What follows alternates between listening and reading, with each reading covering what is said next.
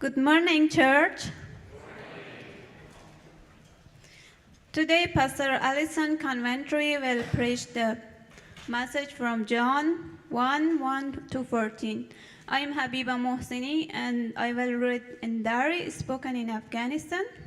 And I'm Roseanne Rankin, and I will read in English. Hear the word of the Lord. در ابتدا کلام بود، کلام با خدا بود و کلام خود خدا بود. او در ابتدا نزد خدا بود. همه چیز به وسیله او آفریده شد و بدون او هیچ چیز از آنچه آفریده شده است به وجود نیامد. In the beginning was the Word, and the Word was with God, and the Word was God. He was with God in the beginning. Through him all things were made. Without him nothing was made that has been made. نور در تاریکی می درخشید و تاریکی بر آن چیره نشده. مردی از جانب خدا فرستاده شد که نامش یحیی بود.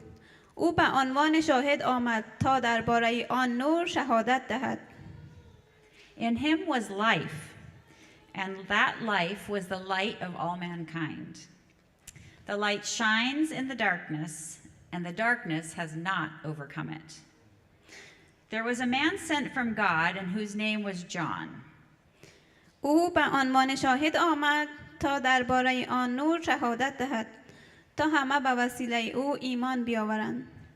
خود آن نور نبود، بلکه آمد درباره آن نور شهادت دهد. آن نور حقیقتی که به هر انسان روشنایی می‌بخشد و در حال آمدن به جهان بود.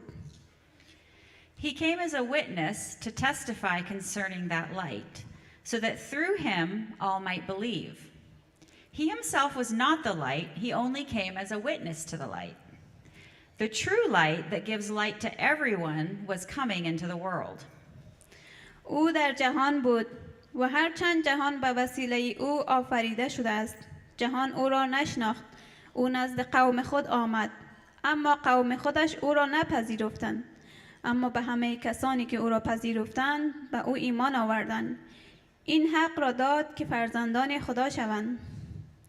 He was in the world, and though the world was made through him, the world didn't recognize him. He came to that which was his own, but his own did not receive him. Yet to all who did receive him, to those who believed in his name, he gave the right to become children of God. آنان از نسل طبیعی نه از خواست انسان و نه از اراده شوهر بلکه از قوم خدا تولد یافتند. کلمه جسم گردید و در میان ما ساکن شد. ما جلال او را دیدیم، جلال یگانه پسر که از نزد پدر آمده بود، سرشار از فیض و راستی.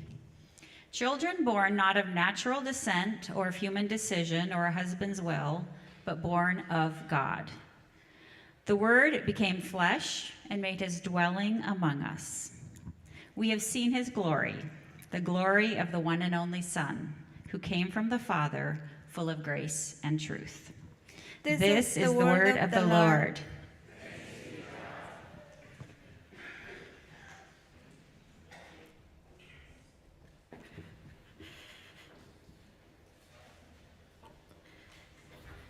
Good morning. So I don't know about you all, but I am definitely a World Cup fan, so been following very closely. Will make no comments about who's left and who's not left. I don't want to offend anybody.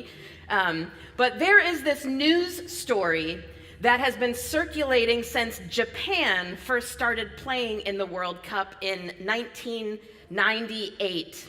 I first saw it in this photo from 2018. This is after Japan was eliminated in a shocking loss to Belgium. And Japan's team bowed to their fans on the field. They went into the locker room to change, and they left it spotless, and then left a thank you note in Russian behind. Japanese fans then stayed behind to clean up all the trash in their seating area before they left, and the world keeps taking notice of this at every World Cup. So 4 years ago at the Qatar World Cup, Japanese fans were again spotted cleaning up even at games that their team was not playing in. And this year, ESPN decided to interview a variety of experts to understand why this is such a consistent practice for Japanese fans. And they responded, and I'm not going to try to say that in Japanese, but the English translation is, "A bird leaves nothing behind." And in the US, we might say, "Return it the way you found it." So the reason, according to the experts, is that this is part of Japanese culture. These are basic behaviors that kids are taught in school. They're constantly reminded of their values. And those values become behaviors, which become habits. And this is how the Japanese demonstrate pride in their way of life and share it with the rest of the world. And isn't it remarkable that the behavior that is surprising people are these simple acts of gratitude and respect for people and place around them? Is a thank you note so countercultural that it makes us write an article about it? Or picking up trash, that would be what is standout behavior? Now, this is not a publicity stunt or an anomaly. There's this sense that you get through all the reporting, this is just who Japan is. These manners and actions that are simply ingrained in them are a normal part of their practice. It isn't performance, this is identity. I've been thinking a lot about identity lately because I have multiple conversations every week with people about who Rainier Avenue Church is. And part of that has been in response to the search for RAC's next lead pastor. I'm currently serving as the interim lead pastor for Rainier Avenue Church, while at the same time I'm the assistant superintendent for our conference, which means that I'm involved in the selection process for potential candidates. And if some of you are curious about that, in front of you is a link tree. There's the QR codes, and there are ways either through that link tree to find out more about our pastoral search process, also online on the Rainier Avenue Church website. But we're at this early stage of the pastoral search, and a lot of these congregations that I'm having with people focus on congregational identity. So who is RAC? Who are the people? What is the surrounding context? How do they show up in the community? What are their values? This is what people want to know. What is the church culture like? And you know this, that while there are general things that hold true to all churches and all lead pastors, there is also a lot of specificity around people and place, because you are not just any church. You are Rainier Avenue Church. And RAC is not just a church in Seattle. RAC has been rooted on this corner since 1904. And 98118 means something. Hillman City, Rainier Valley, this all means something.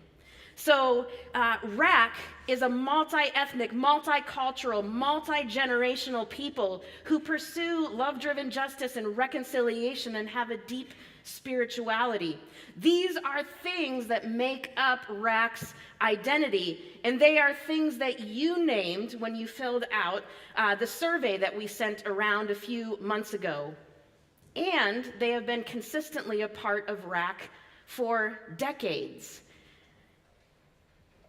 There are these particular culture and values that shape RAC's behavior and form habits that define who RAC is and what people observe and experience when they look and experience RAC.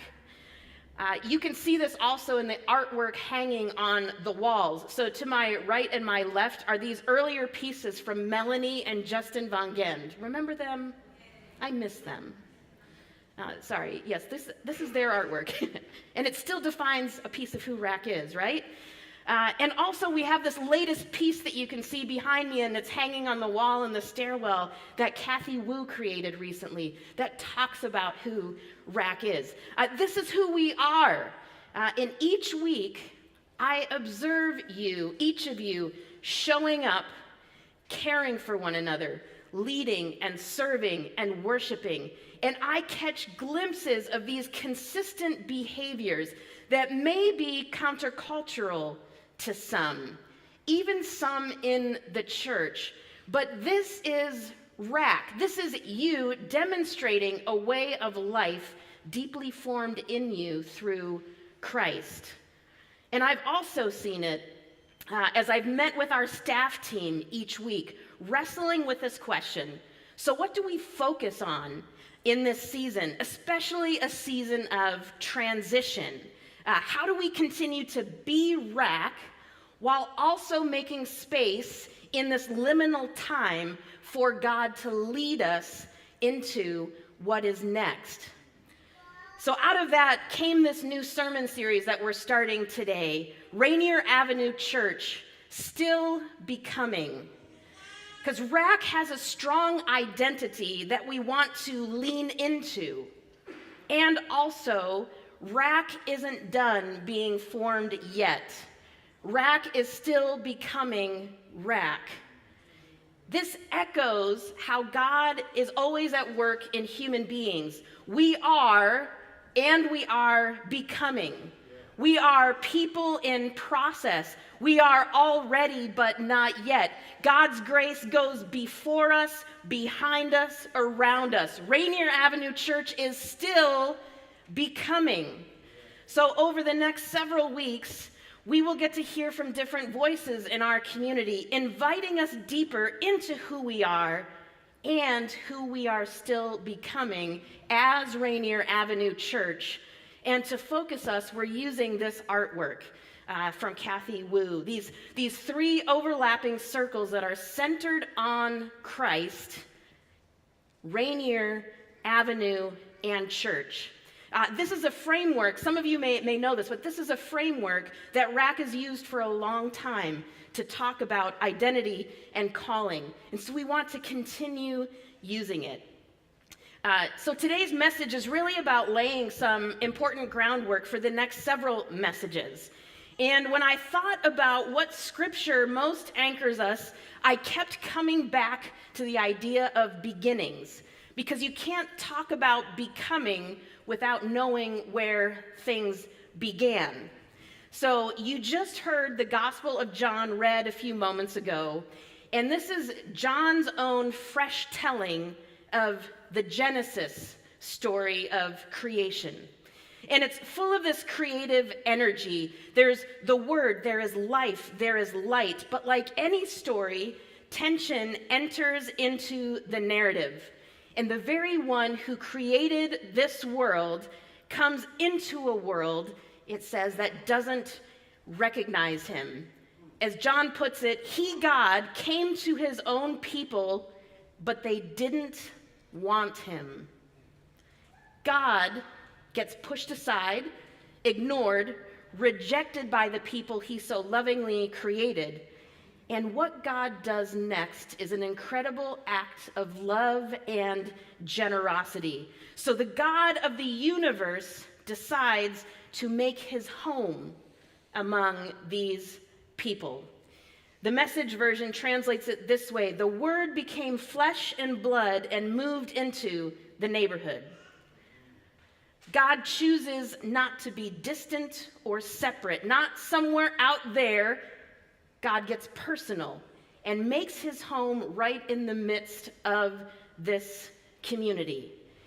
There's another translation that says God pitches his tent and dwells with the people.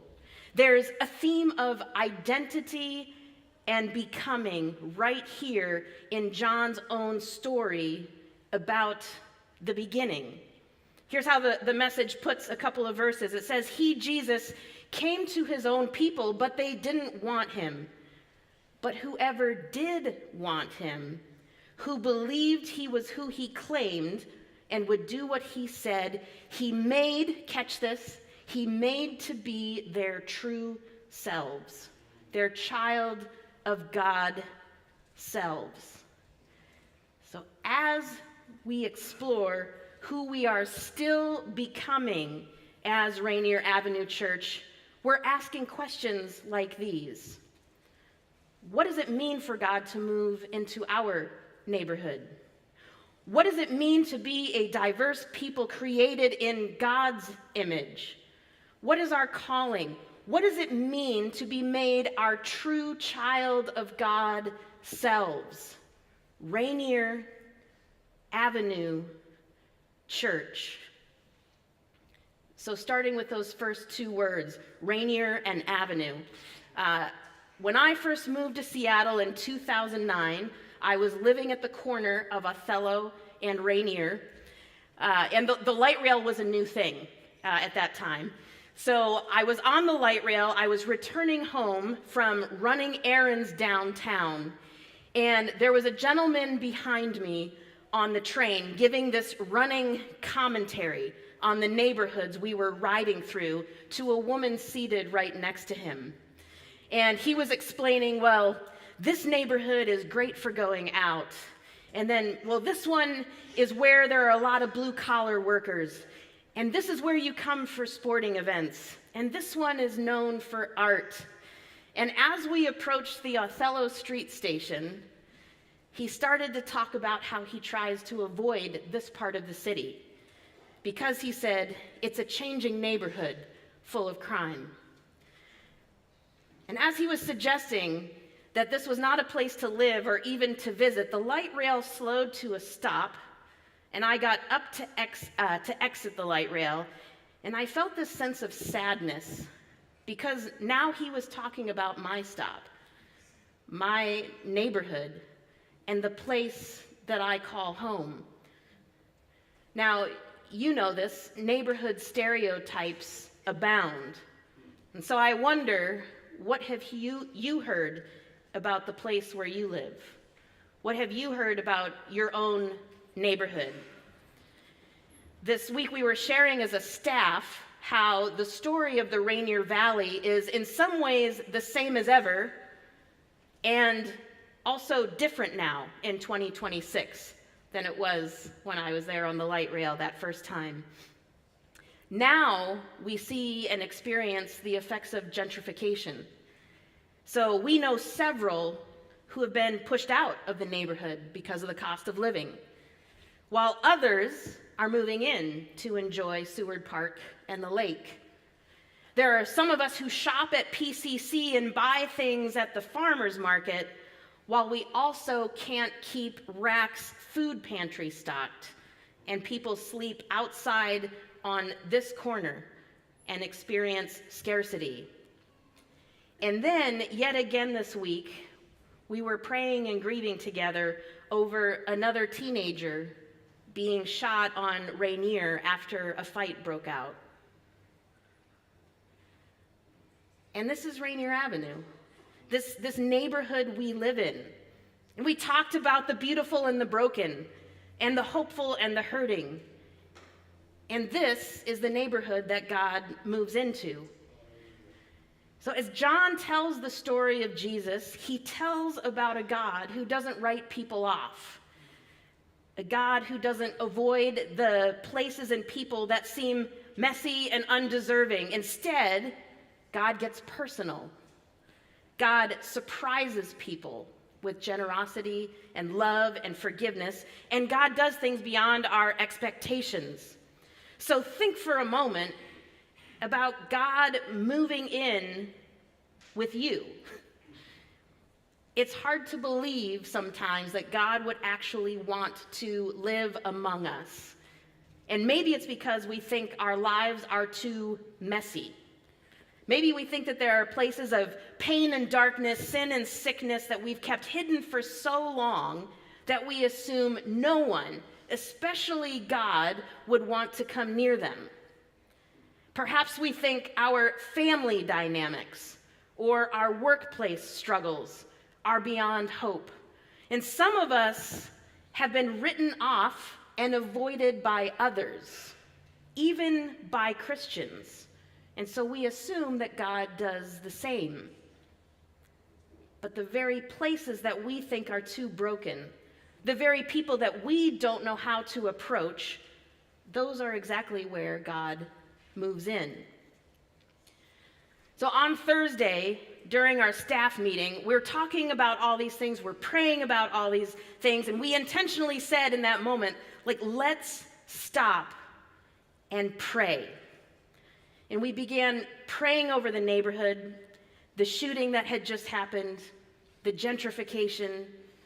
We were praying for specific people and situations that we are holding together as a church. And while I'm wired to lead into planning and action and movement, I kept being reminded during prayer of another story of beginning. Another story of beginning and becoming that is the story of Exodus. And I felt this sense while we were together, this sense to hold back, to be curious, to be attentive, to move, but with attention in a posture of listening and prayer. Now, numerous scholars point out that the book of Exodus functions as the first book of the Bible. Genesis is critically important, but it's more like this introduction. And the reason why people say this and why it's worth mentioning is that as God's people continue to remember and retell God's story, they most often begin with Exodus. They talk about the story of freedom and deliverance and release and liberation. When God is described in the Old Testament, he's called creator 6 times, but 32 different times he is called the God who brought you out of Egypt. So creation is an essential part of God's story and the human story, but as people moved through life, this Exodus story took root in their minds and hearts. And even in the festivals and rituals that they celebrated together, they focused on remembering this God who makes people to be their true selves by continuing to bring people out of places of pain and slavery and bondage and fear. So God's people, we see, begin with Exodus because they know they are still becoming people who, though sick and broken, will be healed. Still becoming is holding out hope that all that is wrong will be made right. That where power is used to oppress and destroy others, there is a deliverer. There is a God who comes near. When you get down into the daily struggle and mess that we face as humans, what we so long for is redemption, the way out, the way through, the way into the hopeful future of what God has promised. And we each long for the beauty that is found in the broken. We don't watch movies or read stories to see how they begin. We watch movies and read stories to see how they end, to see how the struggle and the journey unfold through the story, to experience how the disorientation and disillusionment turns into hope and joy once again after having traveled through all of that hardship. So the Exodus story connects with our story because in the midst of slavery and oppression, God hears the cries of the people and God responds. The Exodus story, it's an awakening to God's presence in the midst of the hardest realities.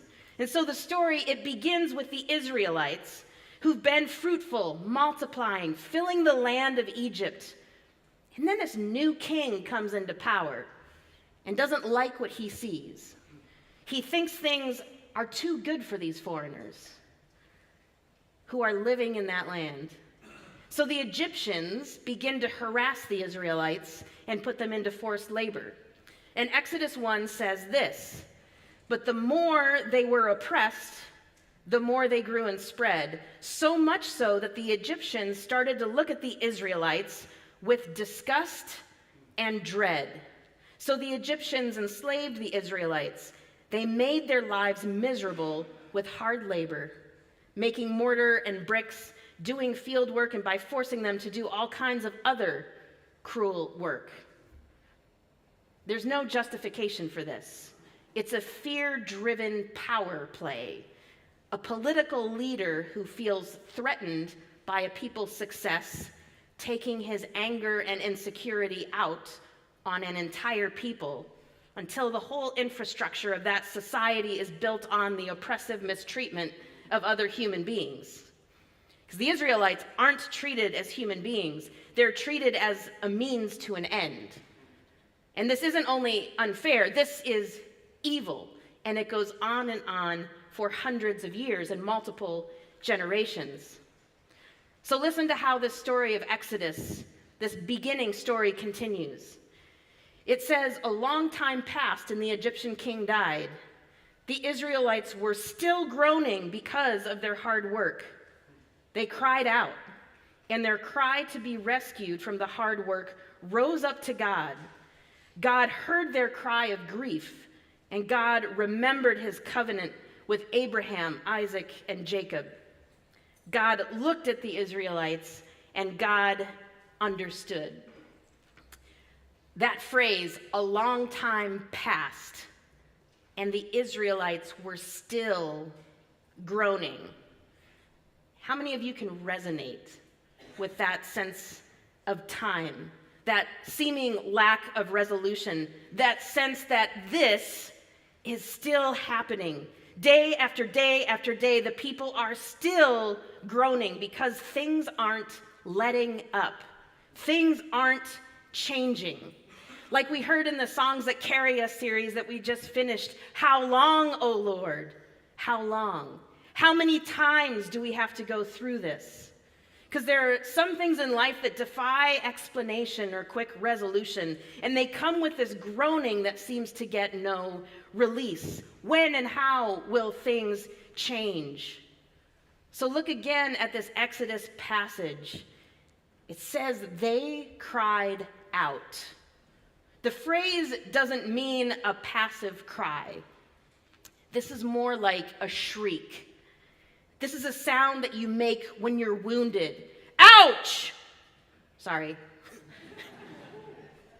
But it would have been louder. It's the sound when you're in danger, when you see something horrific. It's the sound of alarm, anxiety, and distress. This word for cry out is a sound, and it's also a question. Where is justice? Did anyone see what just happened? Is anyone aware? Who will step in and make this right? The theologian Walter Brueggemann calls this cry in this moment in Exodus the primal scream that permits the beginning of history. It's both a cry of misery and an official complaint. And there's a sense that the ones crying out have been wronged, but also an expectation that their cry will be heard and answered. In the midst of injustice, God hears the cries of the people and God responds. Exodus says that God heard their cry of grief, but notice what else it says. God looked at the Israelites. And God understood. God has empathy for the people. He doesn't just hear their cry. He doesn't remain distant or aloof. God is present, engaged, and relationally connected. God enters into their story. God looks and God understands. So you also have a choice. You can remain distant and judgmental. You can remain passive, disengaged, and even cruel by looking away, or you can also be a people who look and listen and understand. You can choose empathy the way that God chose empathy. You can see the person and move toward relationship. You can see the place and begin to respond. In the Exodus story, God's first action isn't rescue, it's attention. God listens, sees, and understands. So what we observe in Exodus, it comes down to identity. Who is God and who do the people understand themselves to be? What are their values and beliefs? How will they choose to behave? What consistent habits shape their response?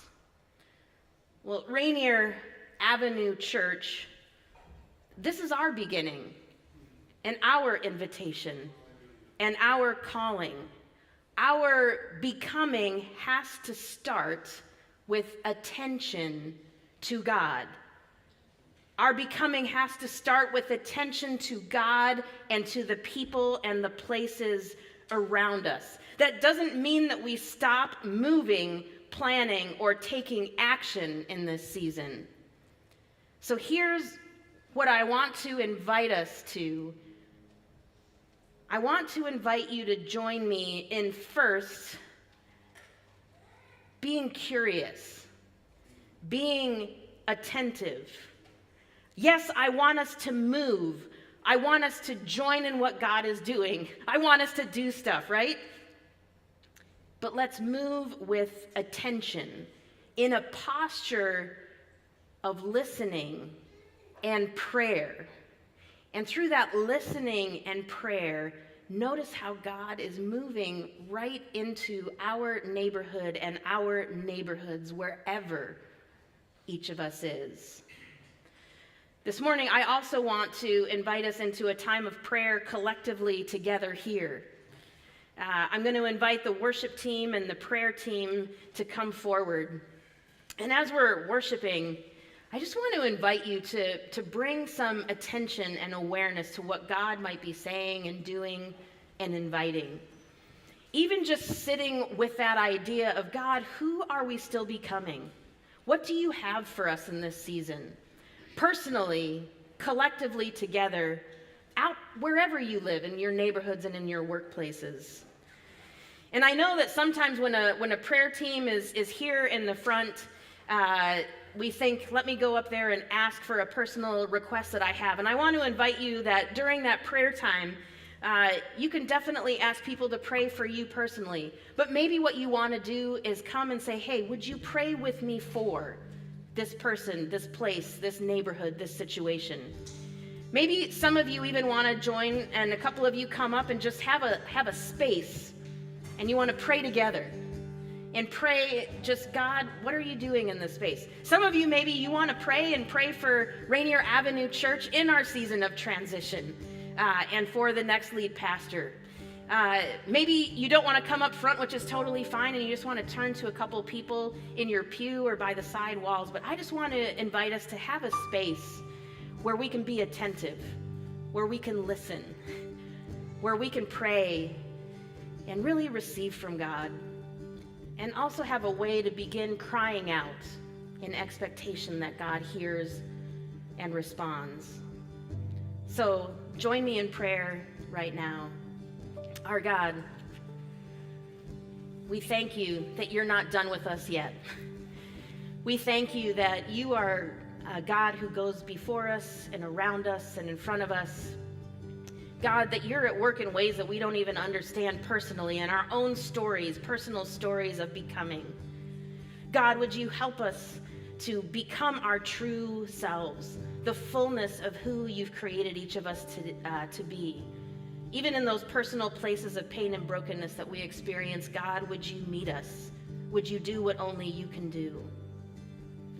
And God, as we begin exploring this idea of Rainier and Avenue Church that is all about people and place, God, would you raise our awareness and attention, God, to how we can be seeing who and what and all that is around us in its specificity. God, how are you at work in our neighborhoods, in our workplaces, in our homes, in our families, in the craziness, in the joys? God, help us be attentive. Help us listen. God, we want to move, we want to do, but do so in response to you. God, we pray for Rainier Avenue Church in a time of transition. God, God, would you help us know and hear and respond to you, who we are still becoming? So, oh Lord, would you meet us here as we pray and as we hold space? God, would you just be present? We know that you're here, God. So we open our hearts and our minds and our lives to you in Jesus' name. Amen.